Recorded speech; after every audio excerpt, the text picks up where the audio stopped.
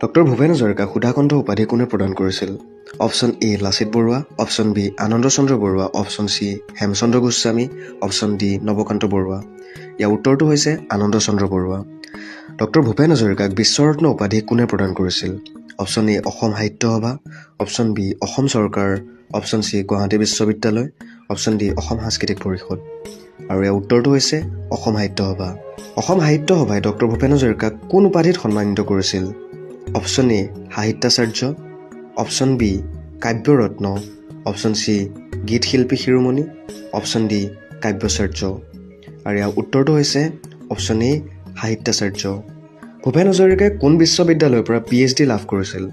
Option A Delhi বিশ্ববিদ্যালয়, option B Columbia বিশ্ববিদ্যালয়, option C Guwahati বিশ্ববিদ্যালয়, অপশ্যন ডি বেনাৰস হিন্দু বিশ্ববিদ্যালয়। আৰু ইয়াৰ উত্তৰটো হৈছে কলম্বিয়া বিশ্ববিদ্যালয়। শ্ৰেষ্ঠ সংগীত